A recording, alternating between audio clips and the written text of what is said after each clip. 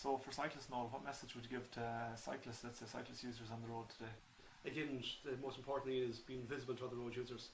So it's so important that you are wearing, during the daytime hours, in daylight, that you're wearing high visible clothing, as in fluorescent colour clothing, that you stand out to other motorists, that you're wearing a helmet, which is essential to wear before you get on the bike, that you have lights on your bike, that even in daytime hours that you can use a small little LED lights on your bike to flash, which increases your chance of being seen by other road users.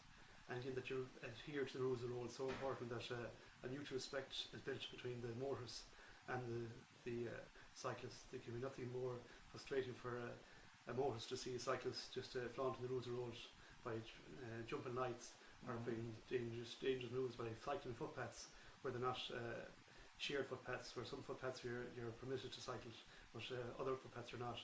So you do adhere to the rules of the road, so you're not putting yourself and other road users in danger, because a pedestrian hit by a cyclist can also cause a great amount of damage as well. Yeah, absolutely. So both cyclist and pedestrian. And again, at night time, that you never get on the main roads or any roads without lights, that you're visible to other road users, that you have to see where you're going as well, and it can be hazards as well on the road by footpaths where or potholes or different things like that, so that you have to see where you're going and be visible to other road users. And also that if you are, as a parent, if you're cycling a bike, that you have to lead by example, that you're wearing a helmet, that you're wearing high-vis clothing. That's enough to force it on your younger children. Many times we've seen parents out cycling with children, when you see the children have the helmets and safety gear but the parents don't. So they have to lead by example.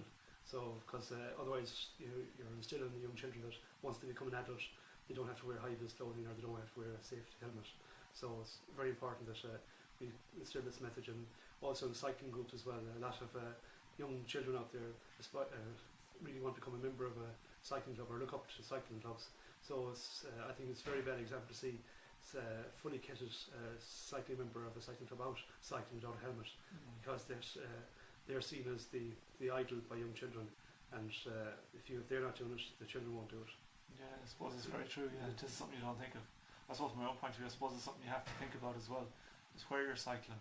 And if you are a cyclist on the road, you have to think about, let's say, the speed of the traffic on the road, the width of the road. Is it safe for you to cycle it? You can't just presume that the road is mine and that I have a right to use it. But of course you do. But I think you always have to think as a cyclist where you're positioning yourself. Am I putting myself in a dangerous position by cycling on this particular road? I think it's very, very important to think of that as well. Exactly, and at any age you're not too old to go and learn some cycling skills or read up on them. And at one stage we'd be advocating for the cyclists to keep very tight to the curb or into the side of the road, but now we're asking them to actually command the road a bit more, actually, because that it's telling these motors out there that the cyclist also is entitled to be on the roadway, and also that for in a lot of cases, if the cyclist keeps them too close to the curb, motors will try and overtake the cyclists, even if there's oncoming traffic, and by cutting up the cyclists and causing the cyclists fall off, or actually in colliding with the cyclists. Okay. So again, as well, that a cyclist also uses a lifesaver. But what junction they come to, what manoeuvre they have, that they give hand signals and they check over the shoulder to make sure that there is nothing coming.